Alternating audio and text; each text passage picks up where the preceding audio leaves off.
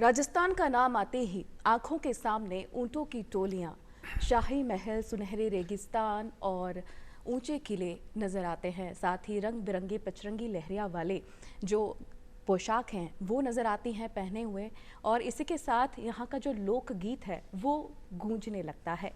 और इस भूमि की अगर हम बात करें तो इस भूमि पर ऐसे वीर और वीरांगनाएं जन्मे हैं जिनकी वजह से इस माटी का गौरव बढ़ा है, और इसी माटी में रचा बसा है हमारा खास कार्यक्रम अलबेलो राजस्थान।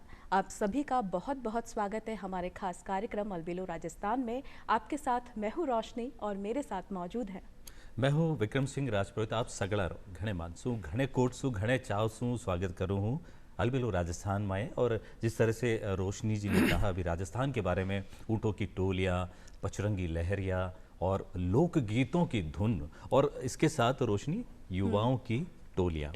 युवाओं की टोलियाँ इसलिए कह रहा हूँ मैं क्योंकि आज जो हम बात करने वाले हैं वो खास तौर पर युवाओं से जुड़ी है। युवा मतलब यूथ, यूथ मतलब राजस्थान में कहते हैं मोटियार, तो मोटियार वास्ते वो खास कार्यक्रम होने वालों है। और आज अलबेलो राजस्थान में बहुत कुछ खास होने वाला है रोशनी जी। खास तो होना रो है, लेकिन इससे पहले जो हमारा मेहमान है बांको थे करवा दीजिए परिचय हमारे दर्शकों के साथ। सही बात है, बिल्कुल। तो आज जो मोतियासू मूंगा मेहमान है, गेस्ट है हमारा, जो हमारे मेहमान हैं, उनका नाम है कृष्णलाल जी पारचा साहब। आप राज्य निदेशक हैं और युवा जो कार्यक्रम और खेल मंत्रालय भारत सरकार का उपक्रम है उसके राजस्थान के आप राज्य निदेशक हैं। बहुत बहुत स्वागत है आपका आदरणीय कृष्णलाल जी पारचा साहब। तो शुरुआत करते हैं रोशनी और उनसे पूछते हैं, जैसे सर माई भारत का नाम आता है, तो माई भारत एक युवाओं के लिए बहुत एक अद्भुत पहल है भारत सरकार की तरफ से, लेकिन माई भारत है क्या, इसका क्या उद्देश्य है, इसमें अब तक क्या क्या खास हुआ, वो सारा विस्तार से जानना चाहेंगे शुरुआत में आपसे। सबसे पहले तो मैं आपको, अपने दर्शकों को, और उन दर्शकों में भी मेरा जो टारगेट ग्रुप है, मेरा जो बहुत ही आदरणीय कार्यक्षेत्र है, मेरे युवा साथी, उनको मैं सादर नमस्कार करता हूँ। और जैसे कि आपने माई भारत के बारे में जानना चाहा है, तो माई भारत भारत सरकार की एक अनूठी, अद्वितीय, अनुपम पहल है। माई भारत एक स्वायत्तशासी संस्था है जो युवा कार्यक्रम और खेल मंत्रालय भारत सरकार के अंतर्गत काम करती है। ये बेसिकली 15 से 29 साल का जो एज ग्रुप है, महिला और पुरुष, उसके लिए विभिन्न तरह की जो युवा गतिविधियां हैं उनको समाहित करते हुए अपने काम में तल्लीन है। और माई भारत की बात अगर हम और आगे करें तो इससे रिलेटेड एक हमारा माई भारत पोर्टल है, myBharat.gov.in। जी जी। तो ये एक पोर्टल है हमारा माई भारत का। इस पर जो है, अगर इस पोर्टल की जब हम बात करते हैं तो इसका जो लॉन्चिंग हुआ है, इसका हमारे माननीय प्रधानमंत्री जी ने लौह पुरुष सरदार वल्लभ भाई पटेल जी की जयंती पर इसकी लॉन्चिंग की थी। जी जी। और उसके बाद से और अभी तक और आगे भी माई भारत संबंधी बहुत सारी युवा गतिविधियाँ इसी पोर्टल के माध्यम से बराबर हो रही हैं। तो माई भारत पोर्टल की जानकारी जहाँ तक है तो उसके बारे में कुछ और भी मैं कहना चाहूँगा। इस माई भारत पोर्टल पर अभी तक 1,65,00,000 युवा पूरे भारतवर्ष में रजिस्टर्ड हैं। वाह, बहुत और अच्छी संख्या इसके है। साथ साथ हम आगे अगर बेसिक पर्टिकुलर राजस्थान की बात करेंगे तो करीब 17 लाख युवा हमारे माई भारत पोर्टल पर राजस्थान में भी रजिस्टर्ड हो चुके हैं। वाह। तो ये एक सिंगल विंडो प्लेटफॉर्म है जहाँ पर युवा गतिविधियों संबंधी अपार संभावनाओं से युक्त जो डाटा है युवाओं के लिए उपलब्ध है। जी। तो उसमें न केवल युवा साथी खेल, शिक्षा, सांस्कृतिक विकास, कौशल विकास की जानकारी ले सकते हैं, उसके क्षेत्र में अपनी जो उनकी रुचि है उसके अनुसार काम कर सकते हैं, बल्कि अपने आप को आगे बढ़ाने में, अपनी दक्षता को साबित करने में और युवा विकास की गतिविधियों से जुड़कर उनका लाभ लेने में भी अपनी भूमिका अदा कर सकते हैं। इस माई भारत की जो परिकल्पना है वो इस उद्देश्य से भी की गई है कि अभी 2047 में हमारा भारतवर्ष जो है 2047 में हमारा जो भारत है जी, वो एक सोच रखी आपने, एक विकसित भारत, एक विकसित भारत के और अग्रसर है। तो उसमें जो हमारे युवा साथी हैं उनका जो उनकी जो ऊर्जा है और उनका जो जोश है जी उसका इस्तेमाल करके हम माई भारत का निर्माण कैसे कर सकते हैं। जी जी तो एक इस तरह की भी सोच इस पोर्टल को लॉन्च करने की और माई भारत की जो परिकल्पना की गई है जी और युवाओं को विभिन्न गतिविधियों के माध्यम से उनको उनका डेवलपमेंट करने के उद्देश्य से इस माई भारत जो समाज शासित संस्था है इसकी परिकल्पना की गई है। जी बिल्कुल, आपने कहा कि युवाओं के लिए जिस तरीके की जो भूमिका वहाँ पर रहती है और ये जो पहल की गई है उसमें आपकी क्या भूमिका है माई भारत में, और कैसे आप युवाओं को जोड़ते हैं, कैसे उन्हें प्रोत्साहित करते हैं इस कार्यक्रम से जुड़ने के लिए? देखिए मैम, इसके बारे में मैं इतना कहूँगा जैसे कि मैं राज्य निदेशक हूँ जी और पूरा राजस्थान मेरे जो पास है, इसमें हमारे 32 जो जिला माई भारत केंद्र हैं वो संचालित हैं। जी उनमें एक हमारा सेटअप है जिसमें एक डिस्ट्रिक्ट युवा अधिकारी और उनका पूरा ऑफिस, उसके साथ गांव लेवल पर हमारे यूथ क्लब और कुछ वॉलंटियर्स साथ में रह कर के काम करते हैं। तो इसमें जो मेरी खास भूमिका है उसमें उनके कार्यक्रम जो हैं, उनकी जो गतिविधियां हैं या जो भी कार्यकलाप वो वहाँ करते हैं उसका सुपरविज़न, मॉनिटरिंग और उनका फॉलोअप मेरा करने का जो है काम है। और इसके साथ ही साथ जो वॉलंटियर्स या युवा साथी पर्टिकुलर ज़िले में वहाँ पर काम कर रहे हैं या हमारे जो डिस्ट्रिक्ट यूथ ऑफिसर्स वहाँ काम कर रहे हैं, उनके लिए एक वातावरण तैयार करना जिसमें वो अच्छे से मतलब अपने काम को अंजाम दे सकें। तो इसके लिए जो राज्य सरकार है, राज्य सरकार की जो एजेंसियां हैं, जो भी सरकारी डिपार्टमेंट है, उनके साथ हमारा कोलैबोरेशन रहता है, उनके साथ हमारा जो है संपर्क रहता है। तो उनकी स्कीम्स के जो हैं वो माई भारत के माध्यम से अच्छे से इम्प्लीमेंट हमारे ज़िले में हो सकें और हमारे युवाओं को उसका सीधे सीधे लाभ जो है मिल सके और ज़्यादा से ज़्यादा युवा जो उसमें जुड़ सकें। ये मेरा खुद का जो बेसिक मेरा जो काम है वो ये है। जी बिल्कुल, रोशनी आपने सवाल पूछ लिया कि उनकी क्या भूमिका रहते हैं, लेकिन एक और सवाल हम जानना चाहेंगे। यहाँ स्टूडियो से हम थोड़ा पीछे लौटते हैं, गुरुग्राम की तरफ, उससे भी पीछे जाते हैं गाजियाबाद की तरफ, उससे भी आगे जाते हैं मुरादनगर की तरफ, उसके आगे एक गाँव था, उस गाँव में एक बच्चा था जब वो युवा होने की तरफ अग्रसर था। हम आपकी बात कर रहा हूँ, वो समय जानना चाहेंगे आपकी क्या सोच थी जब आप युवा थे या वो युवा होने की तरफ अग्रसर थे, इस क्षेत्र में आपने कैसे अपना करियर बनाया? देखिए, जैसे मेरे खुद की पर्सनल जो बैकग्राउंड उसके बारे में आपने बात की है, तो इसमें भी मैं यहाँ पर आपको बताना चाहूँगा। मेरे एंसेस्टर जो हैं, मेरे पूर्वज यूपी से ही हैं, बेसिकली यूपी के हैं, उत्तर प्रदेश से। वहाँ भी जो मेरे गांव का नाम आपने बताया है और जो ज़िला है, लेकिन आज़ादी से पहले जो है हमारे सभी ज़्यादातर पूर्वज हमारे दिल्ली में सेटल हो गए थे जी और शाहदरा एक जगह है जी जहाँ हमारा निवास है और उसे ईस्ट दिल्ली के नाम से भी जाना जाता है, जो ज़िला है। तो उसमें हम रहे हैं, वहीं हमारी जो परवरिश हुई है, वहीं पर ही हम पले बढ़े हैं।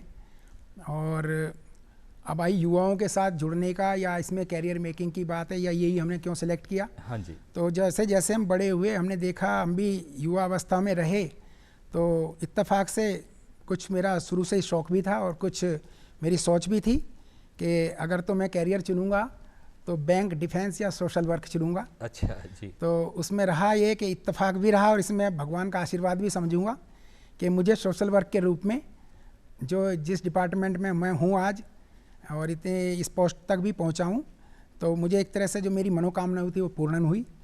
साथ ही साथ जब मैं युवा अवस्था में था और जैसा आपने अभी सवाल भी किया कि आपको इधर आने के लिए कैसे प्रेरित हुए, जी जी। तो उसी दौरान हम एक संस्था थी वहाँ पर अखिल भारतीय युवजन समाज करके, तो उस संस्था के माध्यम से हम वहाँ जुड़े। और क्योंकि मैं खुद भी युवा था और युवाओं के साथ काम करने का जो पहला मेरा अनुभव था, मैंने वहाँ पर युवाओं के साथ जब काम किया तो उनकी जो आवश्यकताएं थी, मेरी खुद की आवश्यकताएं थी या उनकी जो सोच थी कुछ सकारात्मक बदलाव करने की या कुछ कर गुजरने की अपने लिए, अपने समुदाय के लिए, अपने देश के लिए, तो वो ऑटोमेटिकली मुझे भी और उनकी जो बातें थी उसने मुझे ज़्यादा प्रभावित किया और मुझे प्रेरित किया कि मैं जो है इस तरह के किसी जो है कार्य में लगूं। तो जैसे मैंने अभी बताया, मेरी 3 हॉबी थी, तो तीनों में से एक ऊपर वाले ने पहले से ही मेरे को गॉड गिफ्ट के रूप में दी।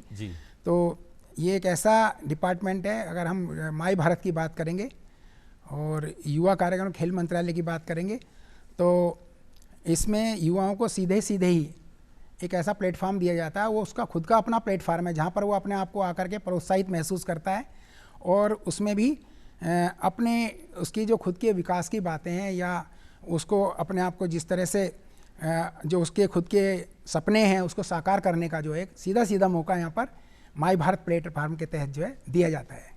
तो वही मेरी भी सोच रही थी कि जिस वक्त मैंने अपनी शुरुआत की तो मेरी भी बहुत सारे सपने थे कि मैं भी कहीं किसी प्लेटफार्म पे कभी रहूँगा और मैं भी अपनी जो मेरे मन की बातें हैं उनको साकार करने का अपने पूरा प्रयास करूँगा। जो युवाओं की उस वक्त की बातें जो मैंने अनुभव की थी तो मैं भी उनके जो उनकी खुद की चाहत थी या उनकी इच्छा थी उसको कैसे पूर्ति कर सकते हैं, तो मैं भी अपना कुछ इस तरह का प्रयास करूंगा। तो यही मेरी सोच थी जिसकी वजह से मैं यहाँ पर आया। उस दौरान जो मैंने जैसा भी एक सोसाइटी का नाम लिया, जब मैं उसमें काम करता था तो वहाँ हम जो कार्यक्रम करते थे तो उस वक्त के जो मेधावी छात्र होते थे, जैसे कॉलेज वगैरह में या स्कूल्स में जो भी बच्चे पास आउट करने के बाद फिर जो फर्स्ट सेकंड थर्ड के उसमें आते थे, तो हम फंक्शन वहाँ पर होता था, हमारे कार्यक्रम होते थे, विभिन्न कार्यक्रमों के माध्यम से उन बच्चों को वहाँ ले जा कर के प्रोत्साहित कराया करते थे और उनको कुछ इनामात वगैरह या कुछ भी पुरस्कार से सम्मानित किया कराते थे ताकि उनके अंदर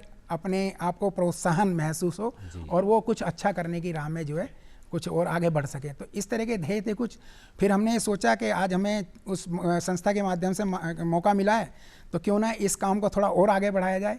और एक इत्तेफाक ये रहा, हमारा सौभाग्य भी रहा कि इसमें हमें जो प्रोत्साहन मिला सरकार का भी मिला। फिर अब हम सरकारी तंत्र में तो जो हमारी इच्छा थी या कुछ कर गुजरने की और भी चाहते थी तो वो हम साकार रूप में अब यहाँ पर इस माई भारत के माध्यम से पूरा करने की अपनी तरफ से प्रयास कर रहे हैं। जी बिल्कुल, जिस तरीके से आपका इतना लंबा सफ़र रहा है, कई चुनौतियाँ भी सामने आई होंगी, तो आपने ऐसी कौन सी चुनौतियों का सामना किया है जिसको आप हमसे साझा करना चाहते हैं? जहाँ तक चुनौतियों की बात है, जैसे कि जब युवाओं के क्षेत्र में हमने काम करना शुरू किया तो युवाओं के साथ हमारा आत्मसात हुआ। हम उनके साथ जैसे जैसे काम करते रहे तो कई बार जब युवा वर्ग आता था हमारे साथ काम करने के लिए, पर्टिकुलर यूथ से हमारी जैसे बैठ करके उनके साथ इंटरेक्शन होता था, तो ऑटोमेटिकली क्षेत्र में काम करने से ही युवाओं के बारे में काफ़ी कुछ मतलब जो है उनके उपस्थिति मात्र से थोड़ा सा अंदाज़ा लग जाता है कि भाई वो क्या चाहता है, क्या उसकी अपनी आवश्यकताएं, क्या मतलब उसको उसकी ज़रूरतें हैं, उसको कैसे पूरा किया जा सकता है। तो बहुत सारे यूथ आते थे, उनकी आंखों में सपने होते थे, तो ऑटोमेटिकली जब वो आते थे उनकी बातों से हमें ऐसा लगता था कि ये कुछ करना चाहते हैं तो क्यों ना इसका इनको मौका दिया जाए और जो भी इनको मुश्किलात आ रही हैं या चुनौतियां आ रही हैं उनको हम किस तरह से सॉर्ट आउट करके इनको एक अच्छा प्लेटफॉर्म प्रदान कर सकते हैं। तो इस तरह की हमारी कोशिशें रही हैं।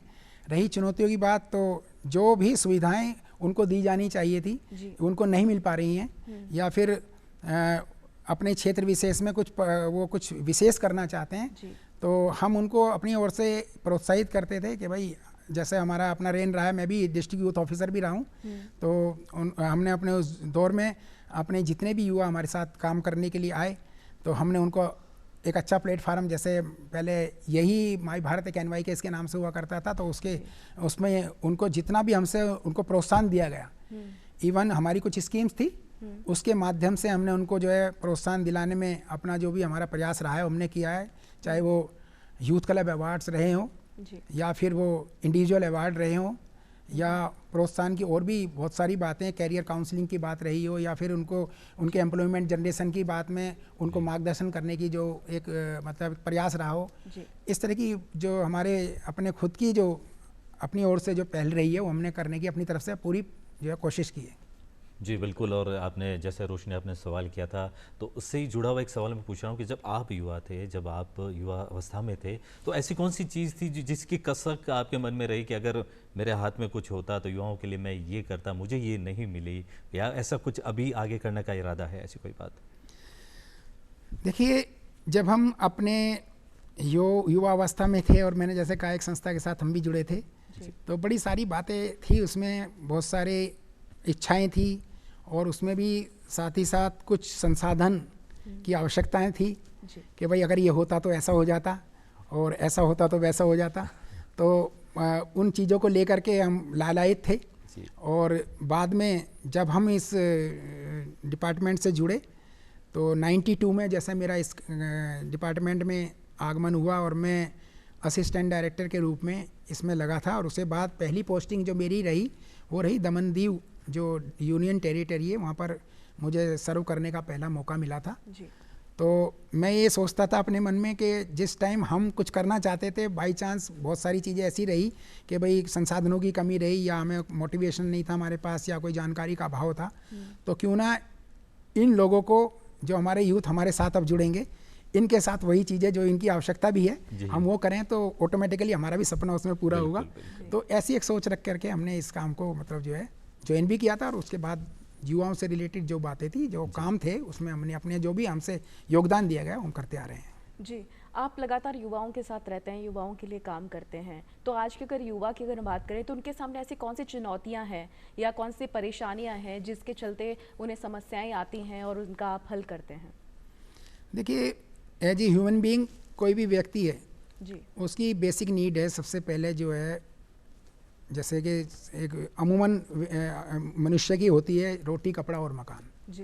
ठीक है ना। उसमें भी अगर हम युवाओं की बात करेंगे तो सबसे पहले जो मुझे नज़र आता है उसकी खुद की जो सबसे पहली और महत्ती आवश्यकता है वो है उसका रोज़गार जी। और उसका जो है अपना उसकी शिक्षा, इससे रिलेटेड और भी जो आयाम है वो उसकी महत्ती आवश्यकताएं हैं। जी। अब उसको हम किस तरह से सॉल्व कर सकते हैं, किस तरह की सुविधाएं उनके लिए मुहैया करा सकते हैं जो उसको चुनौतियों के रूप में वो अपने सामने महसूस कर रहा है। तो इसके लिए बड़ी सारी स्कीम्स के साथ हम उनको जोड़ने की अपनी तरफ से कोशिश करते हैं और हमारा प्रयास रहता है कि जो उन्होंने अपने मन में कोई भी काम के लिए अपना मन बनाया हुआ है और उसको प्राप्त करना चाहते हैं, तो हमारी जो स्कीम्स और हमारे जो कार्यक्रम चल रहे हैं उनके माध्यम से यदि हम उसके लिए कुछ कर पाते होंगे तो उसमें हम उसको पूरा सहयोग करते हैं।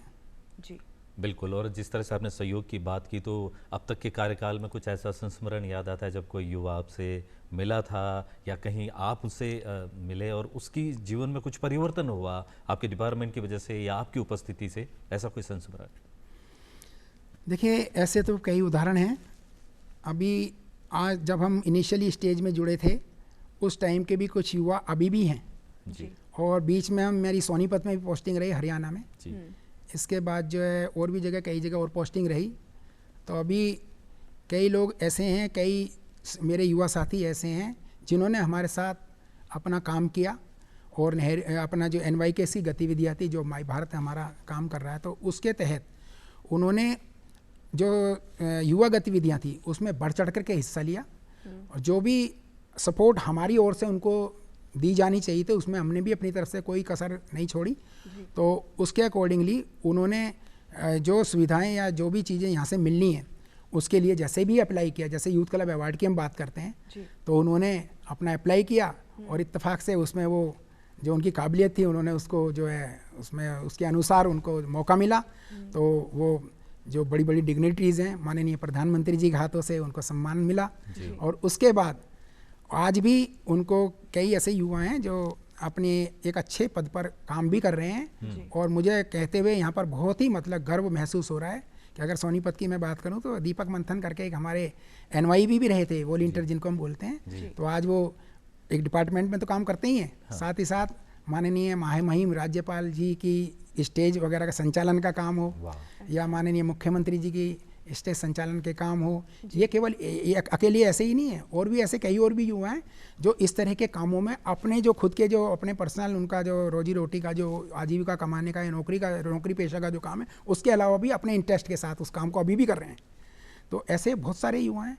अलीपुर में मैं दिल्ली में रहा तो एक मेरे को याद आ रहा है नाम, तो मिस्टर नीरज शर्मा, वो भी एक बेहतरीन हमारे वॉलंटियर हैं। एक तरुण कुमार हैं, वो भी बहुत अच्छे वॉलंटियर हैं। काफ़ी टाइम पुरानी मैं बात कर रहा हूँ, ये 97 या 8 की मैं बात कर रहा हूँ। तो उस दौरान के जो युवा हैं हमारे साथ जुड़े हैं, तो वो अपने कैरियर मेकिंग के साथ साथ जो है इसी काम में जो हमारा सोशल वर्क और सामुदायिक निर्माण का जो काम है, समाज निर्माण का जो काम है, यूथ को डेवलपमेंट करने का जो काम है, उसी गतिविधि में आज भी लगे हुए हैं। जी जी जी, आपने भी उपलब्धियों की बात की, जैसे जो युवा इससे जुड़े हुए हैं माई भारत से, तो अब तक की उनकी क्या उपलब्धियां रही हैं उसके बारे में जानना चाहेंगे। मैडम, जैसे हमारे युवा साथी जिन्होंने हमारे साथ काम किया है, तो जैसा अभी मैं यूथ क्लब अवार्ड की ही बात कर रहा था, तो करीब 398, अगर मैं एग्जैक्ट संख्या बता रहा हूँ तो जी। युवा मंडल पुरस्कार अगर राजस्थान की बात करेंगे तो यहाँ पर अभी तक हमारे युवा साथियों को दिए जा चुके हैं। जी। उनमें से स्टेट लेवल पर भी जो है हमारे युवा साथियों को पुरस्कृत किया जा चुका है। जी। और उसके बाद जो इंडिविजुअल युवा पुरस्कार भी हमारे जो युवा साथी हैं उन्होंने अपने काम जो सराहनीय जो काम किया है उसके आधार पर प्राप्त किया है। जी, तो बिल्कुल अलग अलग प्रोग्राम्स हैं, कार्यक्रम अलग अलग करते रहते हैं आपका डिपार्टमेंट। राजस्थान में ऐसे कौन से कुछ खास आपने अभियान शुरू किए हैं या जो युवाओं के लिए कुछ खास अभी इन दिनों चल रहा है जो उल्लेखनीय है जिसका हम यहाँ जिक्र कर सकते हैं? ज़रूर सर। देखिए, माई भारत के माध्यम से जो है राजस्थान में हमने जैसे जब से मेरे को करीब अभी यहाँ आए कोई 8 या 9 महीने हुए हैं, तो शुरुआत से जो माई भारत की जितनी भी एक्टिविटीज़ ऑल ओवर इंडिया चल रही है तो यहाँ भी फलीभूत हो रही हैं। उनमें से जैसे हम यहाँ पर आए तो जैसे सबसे पहले ट्राइबल यूथ एक्सचेंज प्रोग्राम मेरे सामने आया, जो स्टेट लेवल पर एक कार्यक्रम हमने यहाँ पे किया। तो उसमें 5 राज्यों के युवा यहाँ पर आए, छत्तीसगढ़ और जो भी नक्सलाइट एरिया हैं उससे रिलेटेड जो हमारे स्टेट हैं, तो वहाँ के युवा साथी हमारे बीच आए। उन्होंने यहाँ पर प्रतिभागिता की और उनको इसलिए लाया जाता है उस कार्यक्रम के तहत कि जो नक्सलाइट प्रॉब्लम से वो वहाँ पर ग्रसित हैं या उनको परेशानियाँ हैं, तो उनको मेन स्ट्रीम में जोड़ने की जो बात है इस कार्यक्रम के माध्यम से की जाती है। कई बार जो वहाँ पर दूसरी देश विरोधी ताकतें हैं उनको जो है मिसगाइड करके जो है मेन स्ट्रीम से भटकाने की कोशिश करती हैं, तो उनको मेन स्ट्रीम में जोड़ने के लिए भी और इस कार्यक्रम में ला करके जो यहाँ का विकासात्मक जो एक स्ट्रक्चर है जी। उससे उनको रूबरू कराया जाता है कि यहाँ पर हमारे यहाँ डेवलपमेंट के कितने सारे आयाम हैं, कितना शिक्षा का अच्छा स्तर है, यहाँ पर युवा यहाँ पर हमारे किस तरह से विकसित हैं, या दूसरे क्षेत्र में चाहे वो ऐतिहासिक धरोहर की बात है या फिर यहाँ के सड़कों का निर्माण है, यातायात है, उसके लिए हमारे यहाँ पर कितनी फैसिलिटीज़ इनको यहाँ मिल रही हैं। यदि हम जो है अपने देश के प्रति समर्पित होकर के कार्य करेंगे, दूसरों की बातों में नहीं आएंगे, तो इस तरह की भी मतलब अपॉर्चुनिटीज़ हमें मिल सकती हैं। तो इस तरह के लोग जब यहाँ पर करीब 300 की तादाद में वो यहाँ आए, तो माननीय राज्यपाल जी से उनको हमने मुलाकात कराई। अपने आप में उनके लिए स्वर्णिम मौका था ये, इतनी बड़ी डिग्निटी के साथ जब वो यहाँ मिले तो बड़े ही अपने आप को प्रोत्साहित महसूस कर रहे थे। इसी के साथ साथ एक और कार्यक्रम हमने यहाँ किया, उस कार्यक्रम का नाम था विकसित भारत यूथ पार्लियामेंट। वो पहले जिला स्तर पर हुआ, तो जिला स्तर के बाद जो है फिर वो कार्यक्रम हमारा राज्य स्तर पर हुआ। राज्य स्तर पर हमारे 140 युवाओं का चयन जो है जिला स्तर के जो कार्यक्रम हुए थे उनमें से होकर के यहाँ पर आया। तो उन लोगों को पहली बार अपने आप में जो है पहली बार, मैं बार बार इस बात को कह रहा हूँ कि यहाँ राज्य विधानसभा में उनको मौका मिला और उन जगह बैठने का मतलब जो है अवसर प्रदान हुआ और अपनी बात रखने का जो है अवसर प्रदान हुआ, जहाँ पर हमारे माननीय मुख्यमंत्री जी, माननीय जो है विधायक गण जो हैं या नेता, माननीय नेता प्रतिपक्ष हैं, और वहाँ से अपनी जो बात जो जैसे वो वहाँ पर बोलते थे उसी मंच से ही, उसी माइक से उन्होंने वहाँ से अपनी बात रखी। अपने आप में उनके लिए एक बहुत बड़ा सुनहरा अवसर था। और इसमें भी जो एक बहुत बड़ी बात थी वो मैं आपको बताना चाह रहा हूँ कि उन सभी युवाओं में से 140 में से 3 लोगों को जो है चयनित किया गया राष्ट्रीय स्तर के कार्यक्रम के लिए। तो जो राष्ट्रीय स्तर के लिए कार्यक्रम में गए तो वहाँ पर जो है उन 3 लोगों को जो है हमारी जो राष्ट्रीय संसद है दिल्ली में, तो वहाँ पर उनको मौका मिला वहाँ पर अपनी बात रखने का। और उसमें भी जो सबसे स्पेशल जो मैं बात बताना चाह रहा हूँ उनमें से एक हमारी, मुझे बड़ा फक्र होता है इस बात पर ये बताते हुए कि उनमें से भी एक हमारी मेघावी लड़की जो हमारी प्रतिभागी थी उसकी उस कार्यक्रम की, तो उनका नाम था अपना हर्षिता शर्मा, जयपुर से ही हैं वो। उन्होंने वहाँ जाकर जो है प्रथम स्थान प्रश्नोत्तरी जो एक वहाँ का जो कंपटीशन था उसमें जो है हासिल किया और हमारे राजस्थान का गौरव बढ़ाया। ये हमारे लिए एक बहुत बड़ी उपलब्धि रही है इस बार की। जैसा आपने भी पूछा कि युवाओं के साथ जो आपने गतिविधियाँ की हैं तो उसमें किस तरह से मतलब उनको प्रोत्साहन मिला या क्या उनकी उपलब्धियाँ रही। तो इस तरह से हमारी उस बेटी ने जो है अपने पूरे राजस्थान का नाम जो है वहाँ पर उसको गौरवान्वित किया। और न केवल उसने ये सब किया, इसके बाद वो खुद प्रोत्साहित हुई और बड़ा ही मतलब उसने एक अपने अंदर जो एक अनुभूति उसके अंदर जो ऐसा कर गुजरने की आगे भी कि हम यूथ वर्क में और भी आगे जाएंगे, इस तरह की प्रेरणा उसने ली। बिल्कुल, ये युवा जो एक शब्द है रोशनी, ये एक सोच मानी जाती है। हालांकि टेक्निकली एक एज ग्रुप आपने बताया 15 से 29 साल जो एक डिपार्टमेंट उसको युवा मानता है, लेकिन युवा एक सोच जो है वो कितनी महत्वपूर्ण है आपके हिसाब से कि एक वो जो एज तक ही हम युवा रहें उसके बाद हम अपने आप को कुछ और मानने लग जाएं, तो युवा सोच होना अपने आप में कितना ज़्यादा महत्वपूर्ण रहता है। देखो, अगर तो युवा की हम बात करते हैं तो मैं इसमें अपनी तरफ से जो मेरे अनुसार जो है वो मैं यही कहना चाहूँगा इसके बारे में कि युवा शब्द को यदि उल्टा कर दिया जाता है तो वो वायु बन जाता है।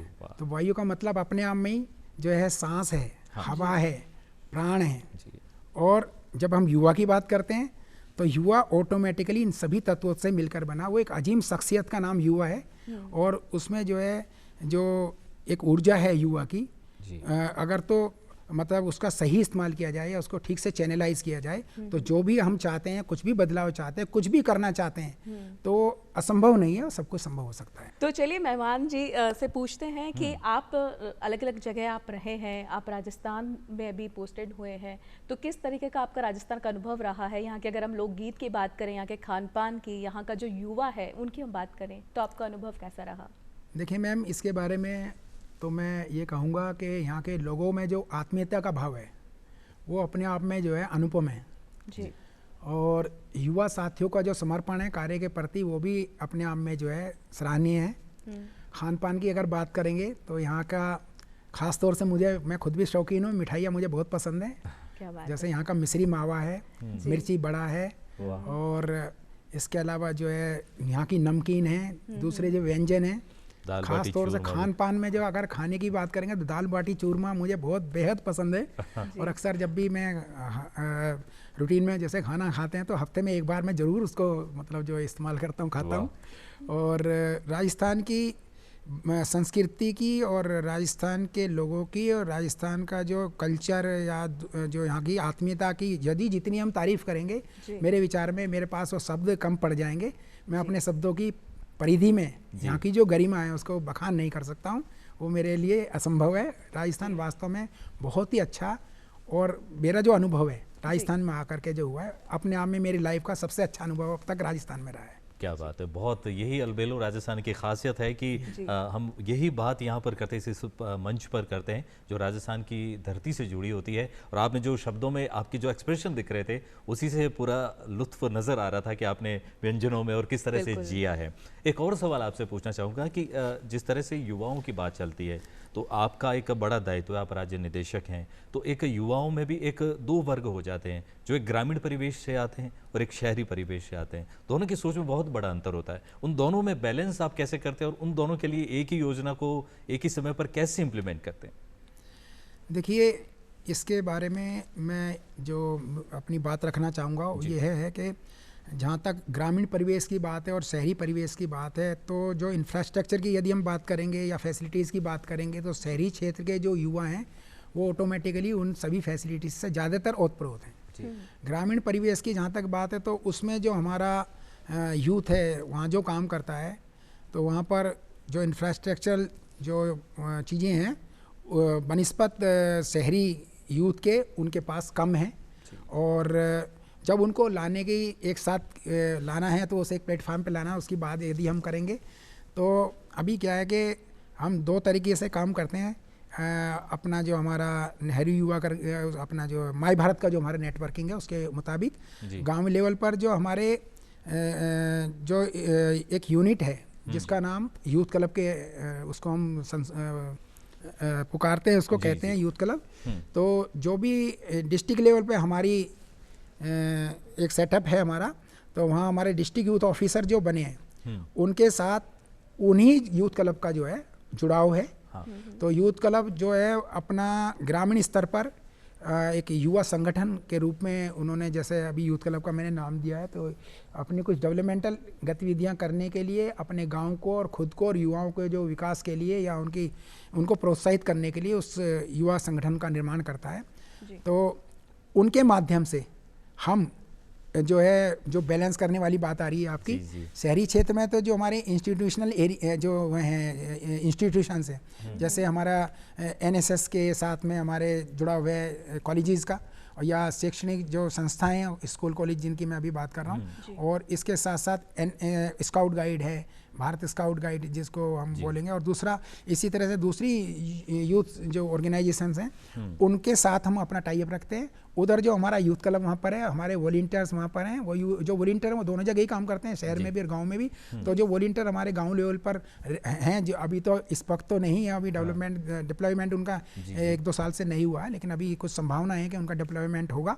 तो फिर से हम जो हमारा जो जुड़ाव ग्रामीण क्षेत्र के युवाओं के साथ है, तो जैसा पहले था वैसे ही रहेगा। लेकिन फिर भी हमारे जो यूथ क्लब वहाँ पर एग्जिस्ट हैं, वो जो काम कर रहे हैं, वो ऑटोमेटिकली जो हमारे वॉलंटियर है ठीक वैसे ही काम करते हैं वो भी, और हमारे साथ जुड़ करके जो भी हमारी गतिविधियाँ हैं ठीक ऐसे ही जैसे शहरी क्षेत्र के हमारे युवा हैं हमारे साथ हमें काम करने में सहयोग करते हैं, ठीक वैसा ही वो भी करते हैं। तो हमारी तरफ से कुछ ऐसा प्रयास रहता है कि दोनों को समान रूप से कंसीडर करते हुए अपने काम को जो हम आगे बढ़ाएं। जी बिल्कुल। डिजिटल युग की बात करें, क्योंकि आज का जो युग है वो डिजिटल युग है, और डिजिटल प्लेटफॉर्म की अगर हम बात करें तो किस तरीके से युवाओं को इससे जोड़ा जा रहा है, क्या इसका प्रयोग किया जा रहा है डिजिटल का? देखिए मैडम, अभी शुरुआत में मैंने बताया था, माई भारत के अंदर जो है माननीय प्रधानमंत्री जी ने एक पोर्टल लॉन्च किया था जी।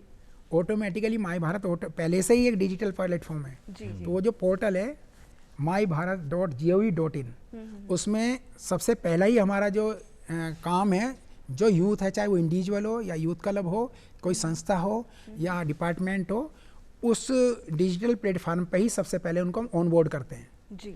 उनको डिजिटली ही मतलब जो है एक तरह से हम अपने यहाँ रजिस्टर्ड करते हैं जी। और रजिस्टर्ड करने के बाद जो भी हमारी गतिविधियाँ होती है, जो पहले स्टेप ही हमारा रजिस्ट्रेशन का ही है, तो जो हमारा डिजिटल प्लेटफॉर्म है, जब तक वो उसका सहयोगी या सहभागी नहीं बनता है तो उसके बाद हम अपनी कार्यवाही तब तक शुरुआत नहीं करते हैं, तब तक इसकी जो कार्यवाही इसको ना पूरी कर ले वो, उसके बाद फिर हम अपनी गतिविधियों को आगे बढ़ाते हैं। पहली सीढ़ी ही डिजिटल है। यस, अब ये जो आपने कहा ना डिजिटल वाला युग है इस टाइम, तो उसके अकॉर्डिंग सबसे पहले ही जो ये पोर्टल की जो हमारे यहाँ शुरुआत ही इसी से ही होती है, और हमारी मुहिम भी एक बड़े स्तर पर चली है।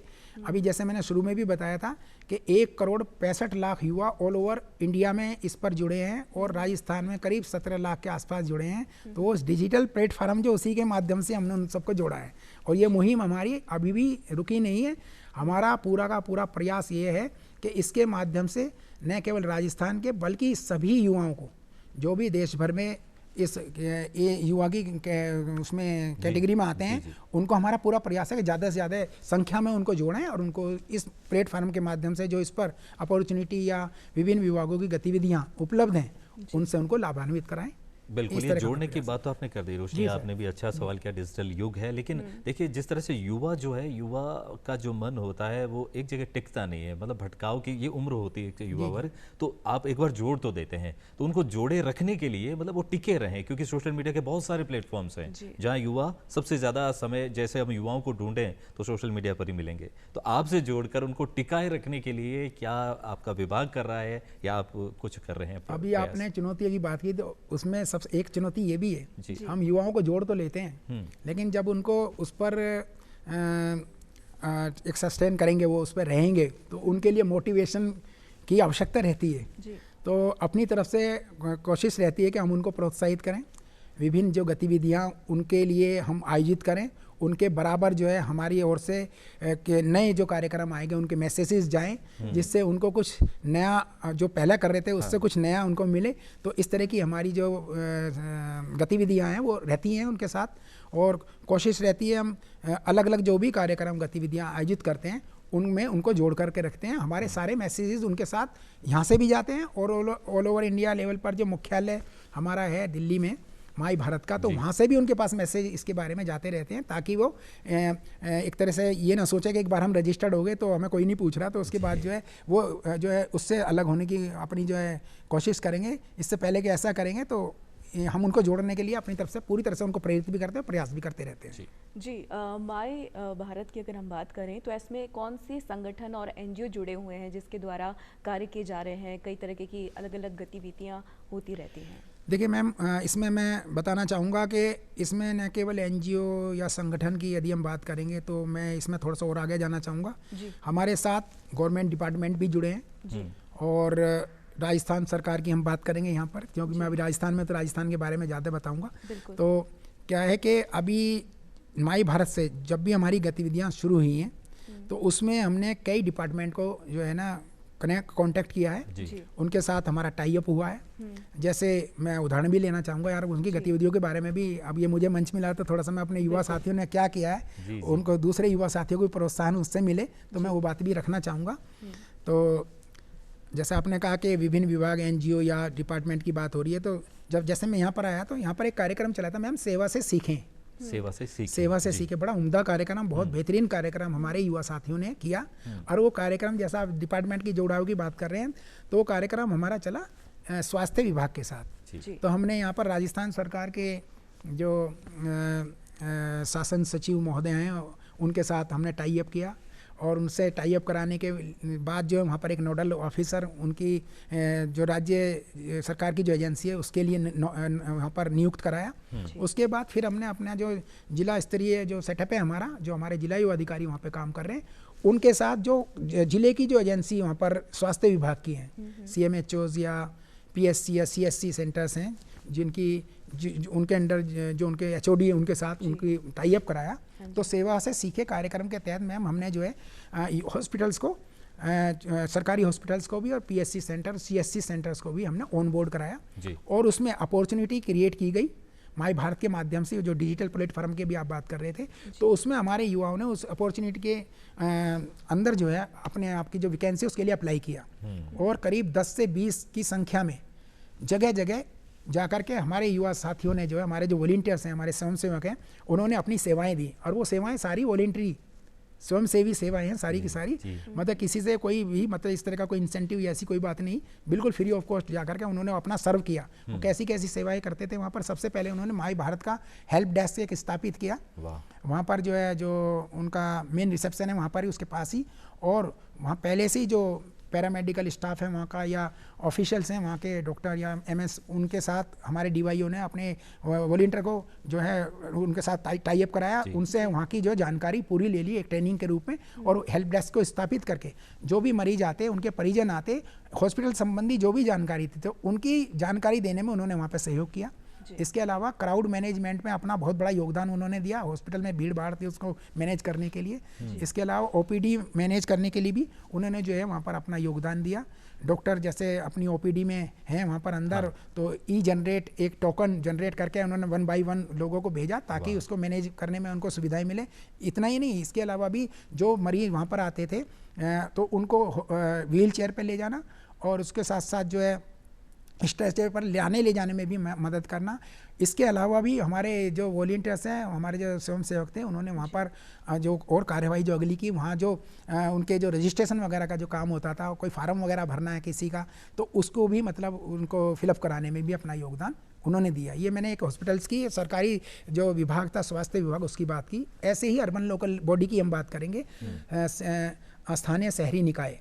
तो इसमें नगर परिषद, नगर निगम और जिला जो दूसरे मतलब जो इसके अंदर जो लोकल अर्बन लोकल बॉडीज़ हैं, उनकी यदि हम बात करेंगे तो उसके अंदर भी इसी तरह से अपॉर्चुनिटी क्रिएट की गई। हमने जो सरकारी तंत्र, जो हमारा राज्य सरकार है, उनके जो आला अधिकारी, उनके साथ हमने वहाँ पर टाई अप किया, उनके साथ बैठक की, वहाँ से फिर से वही कार्यवाही कराई कि वहाँ का एक नोडल ऑफिसर स्टेट की अथॉरिटी की ओर से नियुक्त हुआ। ऐसी हमने फिर डिस्ट्रिक्ट पर अपने जिला युवा अधिकारियों के साथ बैठक की, और उनकी जो जुड़ाव है उनके साथ करा दिया, वहाँ की जो जिले स्तर की उस डिपार्टमेंट की जो एजेंसीज हैं, और उसके साथ साथ फिर अपने युवा साथियों को उनके डिपार्टमेंट को वहाँ ऑन बोर्ड करा के जब वैकेंसी क्रिएट होगी उसमें, इसी डिजिटल प्लेटफॉर्म पर हमारे माई भारत पर, तो अपने युवाओं को उनके साथ जोड़ा, और उसमें जोड़ करके जो गतिविधियां हमने की वहाँ, जैसे उनके डिपार्टमेंट से रिलेटेड अगर मैं नगर निगम की बात करूँ तो पार्कों के सौंदर्यीकरण करने में हमारे युवा साथियों ने अपना महत्वपूर्ण योगदान दिया। वहाँ पर जाकर के उन्होंने वृक्षारोपण का काम किया। इसके साथ साथ जो है, क्योंकि वहाँ पर कई जगह जो है स्टाफ की कमी थी, तो उनके रिकॉर्ड मेंटेन करने में भी उनसे ट्रेनिंग लेकर के उन्होंने वहाँ पर अपना योगदान दिया। इसके अलावा जो है जो स्वच्छता ही सेवा या स्वच्छता कार्यक्रम खासतौर से नगर निगम के विभाग की तरफ से भी चलता, हम भी चलाते हैं अपना, तो उसकी अवेयरनेस क्रिएशन के लिए भी लोग जनमानस में जाकर के उसको मतलब उसको उसके बारे में बताने के लिए ऐसे ऐसे काम भी उन्होंने किए। तो ये जैसे ये हुआ, 2 मैंने बताया, ऐसी एक जनौषधि केंद्र है, माननीय प्रधानमंत्री जी के नाम से ही है, प्रधानमंत्री जनौषधि केंद्र। तो अभी ये लेटेस्ट ही हमारे जो माननीय केंद्रीय मंत्री हैं, जो अभी मैं बताता, जिनका अभी मैंने आदरणीय नाम लिया था उनका, तो माननीय मनसुख जी मंडाविया साहब, तो उनका ही एक मतलब इनिशिएटिव था कि जो पीएम जन औषधि केंद्र हैं उसमें भी हमारे वॉलंटियर्स को डेप्यूट किया जाए और जन औषधि केंद्र के बारे में जो लोकल मेडिकल स्टोर है दोनों का कंपैरिजन करते हुए जो उसकी खासियत है या उसकी जो विशेषता है उसके बारे में लोगों को बताएं, उसकी जो अवेयरनेस जो है उसके बारे में लोगों को मतलब बताएं कि भाई ये जो दवाई यहाँ पर मिल रही है जेनरिक दवाइयाँ हैं और वहाँ जो दवाई मिल रही है लोकल मेडिकल स्टोर पर वो बहुत महंगी है, उसके बनिस्पत ये वाली जो दवाई है बहुत सस्ती है। लेकिन साथ ही साथ ये नहीं है कि अगर ये सस्ती मिल रही है तो इसका सॉल्ट या इसका असर जो कम हो जाएगा, बिल्कुल ऐसी ही जैसी वो दवाई उसकी तरह ही ये भी कारगर है। तो इस तरह की हमने जो है वहाँ पर अपनी मुहिम चलाई और अपने बच्चों को, अपने वॉलंटियर्स को उसमें जोड़ा और अभी 53 जगह जन औषधि केंद्र में पूरे राजस्थान में हमने यह चलाया। ये मैं अपने यहाँ की बात नहीं कर रहा, ऑल ओवर इंडिया में भी ये कार्यक्रम चला। जो दूसरे कार्यक्रम चले वो भी ऑल ओवर इंडिया में चले, जहाँ कुछ सेलेक्टेड स्टेट थे कि भाई जैसे यूएलबी का हमारे यहाँ भी था, दूसरे स्टेट्स में भी था, जन औषधि का तो सभी जगह था। और इस तरह के हमने काम किया। सेवा से सीखा भी सभी जगह पूरे ऑल ओवर इंडिया में चला था। तो ये जो आपने अभी बात की थी कि विभिन्न विभागों, एनजीओ और जो दूसरे स्टेक होल्डर्स हैं उनको भी हम जोड़ करके काम करते हैं। तो उसमें हमारे जो अभी यूथ क्लब की बात हम जब पहले करते ग्रामीण परिवेश वाली बात और शहरी परिवेश की, तो हमने नॉलेज इंस्टीट्यूशंस को भी अपने यहाँ रजिस्टर्ड किया। उनमें नॉलेज इंस्टीट्यूशन में हमारे कॉलेजेस हैं या अपने पॉलिटेक्निक के ITI हैं, स्कूल हैं, जो कॉलेज यूनिवर्सिटीज़ हैं, इनको हमने ऑन बोर्ड किया। जो हमारा एज क्राइटेरिया उसके मुताबिक जो हमारी उसके अंदर एक स्पेसिफिक जो युवाओं की कोई वो बताया जाता है कि इस आयु सीमा के काम करेंगे, तो उसको पूरा उसको हमने जो है अनुसरण करते हुए उन बच्चों को सेलेक्ट करके उसके अंदर लगाया।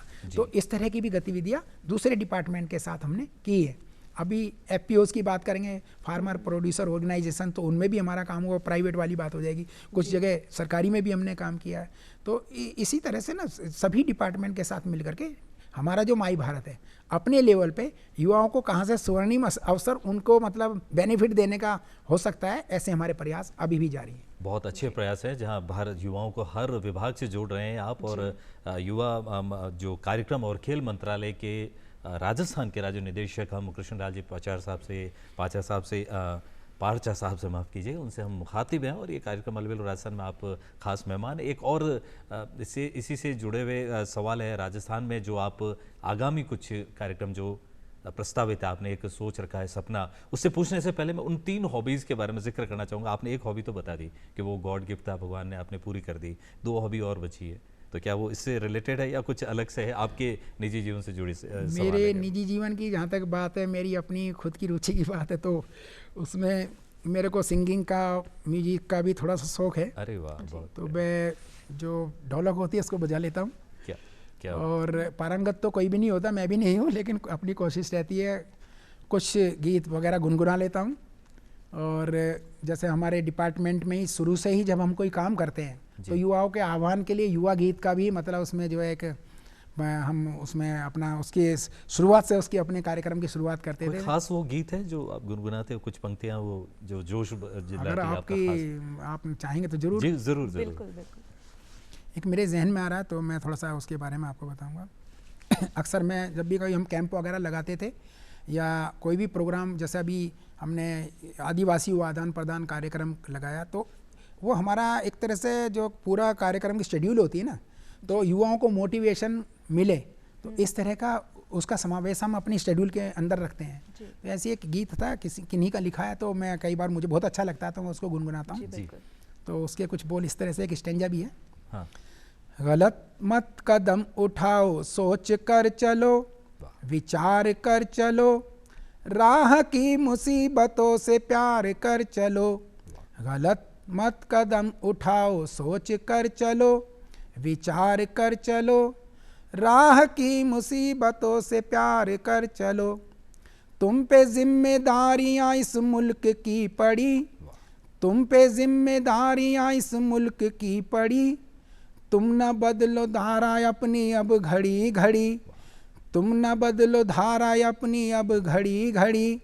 जहान की तरक्कियों के वास्ते मरो, जहान की तरक्कियों के वास्ते मरो, राह की मुसीबतों से प्यार कर चलो। गलत मत कदम उठाओ, सोच कर चलो, विचार कर चलो, राह की मुसीबतों से प्यार कर चलो। राह की मुसीबतों से प्यार कर चलो। बहुत खूबसूरत, बहुत बहुत अच्छा ही, संदेश, बहुत ही। बहुत ही इसमें ऊर्जा है, रोशनी बिल्कुल, है। युवाओं के एकदम भरा हुआ जोश है हाँ, युवाओं के बिल्कुल। लिए। एक संदेश भी निहित है कि गलत मत कदम उठाओ, सोच कर चलो। और युवा जो वर्ग होता है, सबसे बड़ी चीज़ होती है सोच को कंट्रोल करना, क्योंकि जो सोच उस दिशा में चली जाती है, जी। डिस्ट्रक्टिव कंस्ट्रक्टिव, वो ही सबसे बड़ी चीज़ है। और वो आप भूमिका यहाँ पर निभा रहे हैं। तो अब आप ही के शब्दों में रोशनी, आप भी यही सुनना चाह रही होगी जी। कि ये राज्य निदेशक के पद पर आप हैं, लेकिन अपने निजी जीवन में भी आपने कुछ चीज़ें मोटिवेशन के तौर पर जब आप युवा थे आगे बढ़ने के लिए की होगी, वो ही आपसे हम जानना चाहेंगे, वो गुरु मंत्र, मूल मंत्र, वो सारी बातें। देखिए, सभी जो भी व्यक्ति है अपने लिए, अपने आप को मतलब साबित करने के लिए, अपने आप को एक एस्टेब्लिश करने के लिए कुछ ना कुछ प्रयास करते ही हैं, तभी अपनी जो भी कोई मकाम उन्होंने अपना सोचा होगा वो हासिल करते हैं। जी। जी। तो मेरा भी कुछ ऐसा अलग से तो कुछ नहीं रहा, लेकिन जैसे सभी की सोच रहती है ठीक वैसी मेरी भी रही है। मैंने जैसे पहले भी बताया था, बैंक, सोशल वर्क और डिफेंस, इन तीनों में मुझे कोई भी एक मिलता तो जाते। ये इत्तेफाक रहा, सौभाग्य भी रहा। मेरे छोटे भाई हैं असिस्टेंट कमिश्नर ऑफ पुलिस हैं दिल्ली पुलिस में, जी। जी। और मेरा भी सिलेक्शन हुआ था उसमें। और मेरा ज़्यादातर मेरे फैमिली मेम्बर्स पुलिस में ही हैं, तो कुछ अलग सा लगा मेरे घर वालों को या जैसा भी लगा, तो मेरा उसमें रुझान होने के बावजूद भी मैं नहीं वहाँ जा पाया। जी। तो डिफेंस की भी बात थी, तो आईटीबीपी और एक जो जगह से और भी कुछ आया था। लेकिन उसी दौरान इन द मीन टाइम जब मैंने यहाँ भी अप्लाई किया था इसी डिपार्टमेंट में, तो मेरा यहाँ से भी आया था। जी। तो मेरी तो जैसे मैंने आपको पहले बताया कि भगवान का आशीर्वाद से मुझे सब मिला, तो मेरे को तो एकदम मनोकामना, मेरी मन मुराद जैसे पूरी होती है आदमी की, तो ठीक वैसे ही मेरे को भी ये मिला था, तो मैं इसमें आ गया था। लेकिन जैसे आप बोल रहे हैं कि भाई अपने क्या मतलब आपकी खुद की हॉबी आशाएं रही होंगी या आपने क्या सोचा होगा इस तरह, तो उसके बारे में इतना ही कहूँगा कि एक लक्ष्य आदमी अगर निर्धारित कर लेता है और उसके अनुसार जो है फिर अपना प्रयास करता है, तो मेरे विचार, मेरी छोटी सी सोच है उसके मुताबिक मैं कहना चाहूँगा, यदि हम उस पर प्रयासरत रहते हैं तो ऐसी कोई चीज़ दुनिया में है नहीं। खासतौर से ये मैंने युवा से ही सीखा है। जी। तो ऐसी कोई चीज़ दुनिया में है नहीं कि उसको हम ना हासिल कर सकें, अगर वो संभव है तो। वाह। तो संभव है तो बिल्कुल प्रयास करना चाहिए सर, और बाकी तो ऊपर वाले के हाथ में सारी बातें हैं। क्या बात। तो हमने अपनी तरफ से प्रयास किया तो इधर आ गए। हॉबीज़ की जहाँ तक बात थी या सोच की जहाँ तक बात थी, यही रहा है मन में कि कुछ इंसान का जीवन हमें जैसे मिला है तो सिंपलिसिटी में हम विश्वास भी करते हैं। जी। ज़्यादा अभी जैसे आपसे हम पहले भी मुखातिब हुए, भी मिलते ही तो हमने आपके अपने बारे में भी बताया था। तो लोगों की सेवा अपने आप में एक बहुत बड़ा पुण्य का काम है जी। जी। जी। और मुझे वो काम सरकारी तौर पर मिला है। वाह। तो मेरे से ज़्यादा तो मतलब जो है एक क्या कहेंगे सौभाग्यशाली कोई व्यक्ति शायद ही मतलब जी। होगा। तो मैं तो सोने अपने आप पे को बहुत ज़्यादा सुहागा हो प्रोत्साहित गया। महसूस करता हूँ इस जी। मामले में।